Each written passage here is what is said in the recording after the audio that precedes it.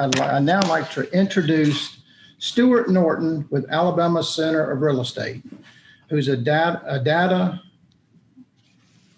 analytics coordinator. Stuart is a data analytics coordinator at the Alabama Center of Real Estate, or ACRE, housed within the University of Alabama's Culverhouse College of Business. Norton frequently writes and speaks on residential market trends in markets across the state. He creates the center's residential sales forecast, manages the production of ACRE's residential market reports, and hosts the Real Estate Matters podcast. Okay, Stuart, thank you so much for joining us, and you can begin. Thank you, Tony. I appreciate that introduction, and thank you to the AHFA for including me in today's webinar. Very honored to be here. I'll go ahead and get my screen share going.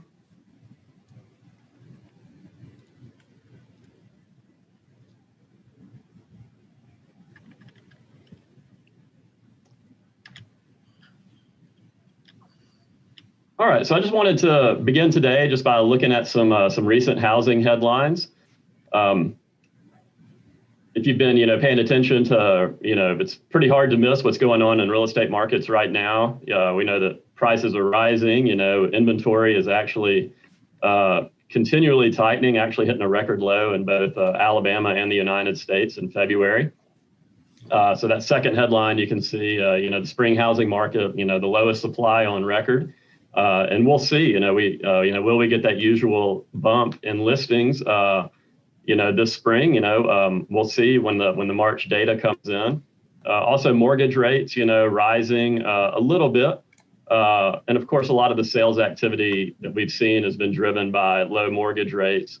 But at the same time, we'll talk about, one thing that's holding back housing supply and mortgage rates, strong incentive to refinance. And so many people are refinancing instead of moving. Of course, the low rates do enhance your buyers' purchasing power, but they are expected to rise a little bit by the end of the year. And then you've probably seen a lot of headlines about, the housing boom. But one of the first things I wanted to touch on is how, yes, it is very different than the last go around. And so one question you see from, one kind of obvious question is another housing bubble in the making. And so let's take a look at some of the unique supply and demand dynamics that are currently working in the housing market. And so generally speaking, we're seeing pretty strong home price gains. We've seen that in repeat sales indexes and also in median price and average prices. When compared to 1 year ago, we'll see those actual figures in a minute. But generally speaking, home sales prices are rising due to strong underlying fundamentals rather than speculation. Of course, there's always a little bit of speculation going on at any given time, but not nearly to the degree during the last housing downturn or during the last economic downturn that was led to a large, the housing crisis. And so how is today's market different from the last housing bubble? Well, lending standards are much tighter. Talk to, anyone in the mortgage business, it's a very different lending atmosphere than in the mid 2000s. Makes me think of that Ditech commercial, where the guy's on his riding lawnmower and says, talking about, he's got a new car, the 4-bedroom house. How does he do it all? Well, he's in debt up to his eyeballs. Just kind of laughing it off. But yeah, much tighter lending standards, much more oversight, and generally less speculation in today's market than roughly 15 years ago. And so again, demand, we're seeing prices rise because demand is up. People are looking for more housing space, and low mortgage rates enhance their buying power, offsetting some of those price gains that we've seen.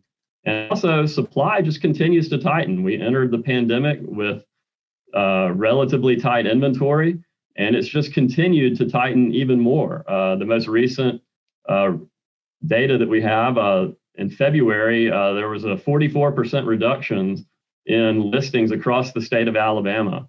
And of course, that's going to have significant effects on price. And so when you think about how tight inventory is, it's, maybe it's surprising that prices haven't risen more than they have, considering that demand is consistently elevated while supply continues to remain stubbornly low. What if there was a sudden correction in home prices? And again, I think this is very unlikely in the near term. Of course, we'd have diminished home equity, which, could have, kind of a downward effect on GDP, but it would not be nearly as severe as what we saw in 2008, when households were much more leveraged. Oops. Yeah.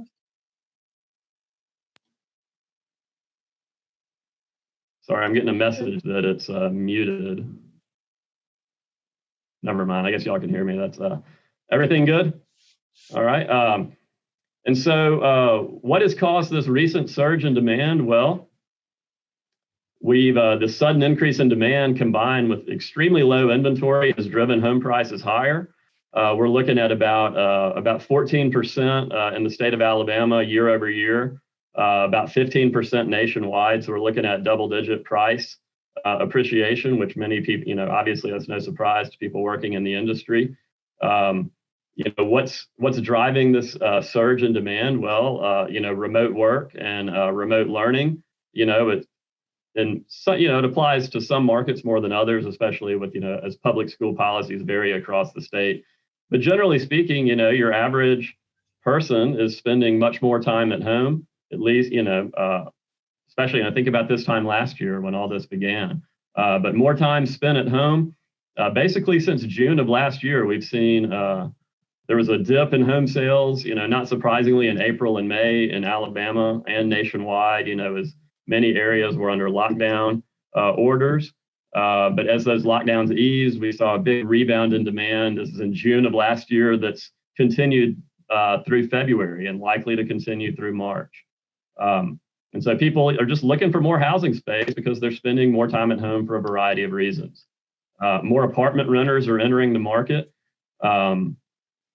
And again, this is more of a national trend, but it's also true in the state of Alabama. And a lot of that has to do with demographic headwinds. The millennial generation, one of the larger generations out there, many of them are reaching the age where starting families and buying homes is expected. And so combine all of this, and then of course add in mortgage rates. Even though they've ticked up a little bit recently, they're still, historically speaking, incredibly low. Hard to believe that you can lock in, a 30-year fixed mortgage for, in the neighborhood of 3%. Talk to anyone who's borrowed money, especially, in the early 80s, and I don't think you'll, and it's just amazing. I'm just continually surprised by, low rates. It's hard to underestimate the impact that low rates are having on the market. But at the same time, and so let's look at the other side. So we know that demand has remained elevated consistently for several months now. And so why does supply remain stubbornly low? So we can look at some demographics, and many baby boomers aren't downsizing as you would expect them to with historical trends. Maybe they need that extra space to work from home. Maybe they have, adult children moving back home. Some of them might be fleeing expensive urban markets, trying to, if you don't need that expensive urban, you don't need to commute to work in that large city, and so we're just not seeing as much downsizing as you would normally expect. Also, many homeowners have decided to renovate rather than move. Just look at, and I believe one of our later presenters is going to touch on material prices, but just go price lumber at your local Lowe's. It's increased very significantly, and so and of course but many homeowners, instead of moving, they're deciding to renovate. Also, many current homeowners with low rates. Of course, low rates do incentivize people to go out and purchase, giving them more purchasing power. But it can also have an effect by restraining supply because, pretty much, most people with a mortgage are looking to refinance and get today's low rates and save themselves some interest. Also, because of forbearance programs, fewer foreclosures and short sales, and that is also limiting supply. And so the result, there's very, significant pressure on the relatively few homes that are out there listed for sale. And so just what's the overall result? Selling faster and at significantly higher prices. And we're going to take a look and see how at the data and how those prices vary across the state. And so median sales, so right here you can see that, in the state of Alabama, the most recent month, looking at basically 14.5% gains in median sales price. Nationally, it's very, very close to the national numbers, looking at about a 16% gain nationwide, according to the most recent NAR existing home sales index. Also, if you look at repeat sales, the Case-Shiller repeat sales index, and so this is different than a median sales price index because looking at the same home, what's the gain in price if it's the same home being sold several years down the road. And so a repeat sales index, notice how that's still in the 11% range. And so there has been, if you look at that first bullet point, there's a buyer preference has shifted. Kind of a lot of the home sales that are taking place now are in the higher end of the market. And so year-over-year price gains and median sales prices are exaggerated a little bit by the shifting preference towards larger homes. But again, if you just look at repeat sale indices, you can see that, prices are rising pretty much any way you slice it. And so, and again, my opinion, this is more due to strong market fundamentals, more so than speculation. And so, long explanation short, are we creating another housing bubble? I really don't think so. Let's look at some of the data from metro areas across the state. I like to show this one just because, just to see, where are the home sales taking place across the state. And again, this is just year to date through February. So we're looking at, January and February of this year, just total home sales as reported by the MLS groups in these different areas. Of course, a lot of this, not surprising, a lot of this is driven by population. You would expect a majority of the home sales to happen, Birmingham, Hoover, 1.1 million people in the metro area compared to about 500,000 people in the Huntsville metro area. But there are some outliers, notice like Baldwin County, for example, a lot of home sales activity in that area, which has a significantly smaller population than, say, Montgomery or Mobile. Of course, a lot of second home sales in that area, and those condo sales or second home sales are included in the total. Also, a lot of new construction in that area as well. And so again, I just like to show this just to see, where are the home sales taking place? And of course, not surprisingly, a lot of that's driven, just by population, with a few exceptions. What about sales growth? Just look at year-over-year sales growth rates. Notice that one of the big takeaways here is that all markets except two saw, growing sales activity in February. The two that did have declines, relatively slight in Tuscaloosa. And a significant, we did get the March data in recently, and that did rebound in March for Tuscaloosa.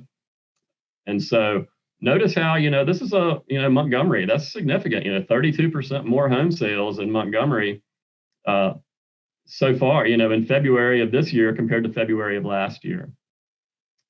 Also, you can compare the statewide average, about 14.5% growth in sales statewide versus about 9% nationwide. And so notice, we are seeing, this is why we talk about, demand is up, because we're just seeing it in the closed sales data. You look, just comparing it to 1 year ago. If we look at year to date, obviously these rates, anything can happen in 1 month. And so note, like, for example, Tuscaloosa was, down slightly in February, but on the year, up about 10% on the year. And again, it's just interesting to compare statewide about 16% versus the nationwide average of 12%.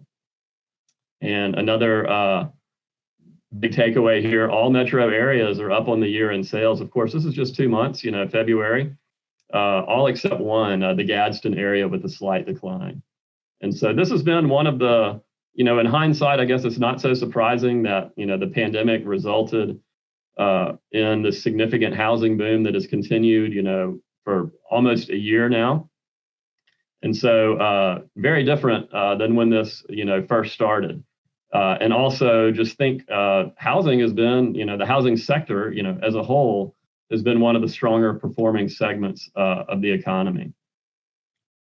If we look at sales price growth rates, when you consider, price, as mentioned earlier, prices, we're looking at significant growth in median sales prices, and again, this is happening across the nation. It's happening in markets across the state.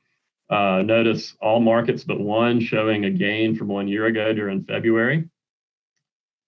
And again, I would like just to make a note about sample size. How big is the, in the Gadsden area, we're looking at roughly, 80 transactions.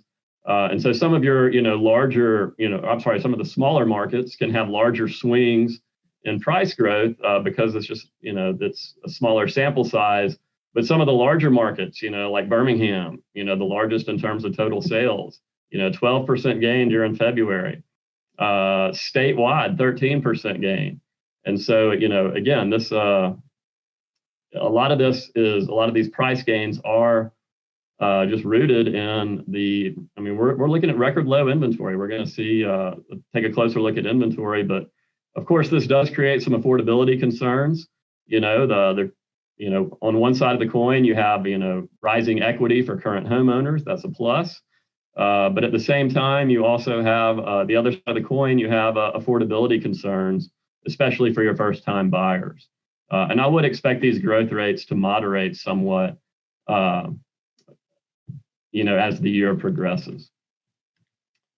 And again, these are just median sales price on the year to date. And so again, a big takeaway here, all markets except one are up on the year. And I would expect the decline we're seeing in the Baldwin County area to reverse course as we get more data in. But again, just look at, price growth. We're looking at about 13% year to date statewide compared to about 15% nationwide. And so it's just interesting to see how the statewide data is kind of matching up somewhat with the trends that we're seeing across the nation. This is just a price breakdown. How do median sales prices vary across the state?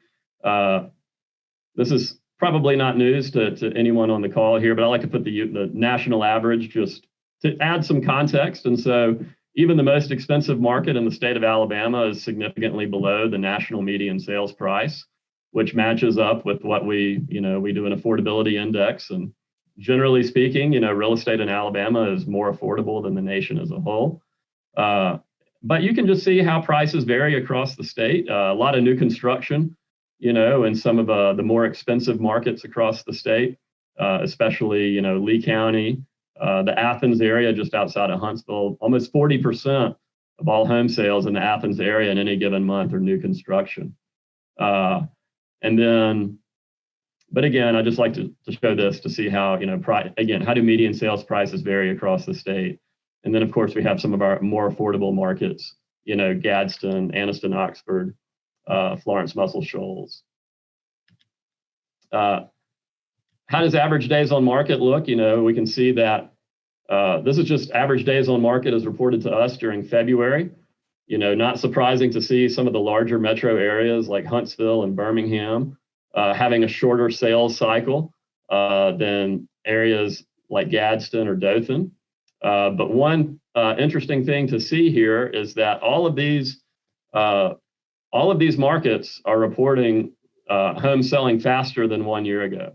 And so even though that 110 days might seem like a lot at first glance in the Dothan area, that still does represent a significant reduction from 1 year ago.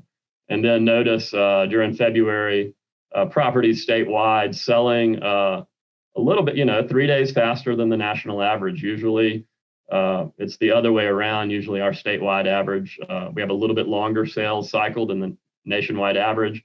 But as we're about to see, we also have extreme inventory shortages are even more extreme here in the state. And so just to wrap it up here and have a note to wrap it up at 9:57, so just to keep us on time here. But properties listed for sale. Notice all markets are, we're seeing inventory declines from, the metro area with the smallest decline, Calhoun County at 14%, and in the Mobile area at almost 65%. And so the big takeaway, all markets across the state are dealing with tight inventory. It's actually at a record low. We went below 10,000 listings in the state for the first time ever during February. Hopefully that will, usually we see that, usually we see a little spring bump, as, people list their properties for sale. And, now that more people are vaccinated, people might feel more comfortable listing their property. It's been almost a year now. So hopefully we'll see, these inventory, hopefully we'll see some inventory gains, which could help lead to, those strong, that strong growth in sales prices, moderate down somewhat. And so again, nationwide average 30% decrease nationwide and 44% here in the state. And just the last one right here, months of supply. And so notice all markets, you basically have, less than 1 month of supply in two of our metro areas, Florence and Huntsville. And even, Anniston, Oxford, significantly below equilibrium there. And so, yeah, we're seeing sellers markets across the state, but some to a more degree than others. All right, and to keep us on time, that's basically, I'll stop right here. And again, thank you all. Thanks to the AHFA for including me in today's forum, and look forward to your questions at the end of the at the end of today's program. Thank you.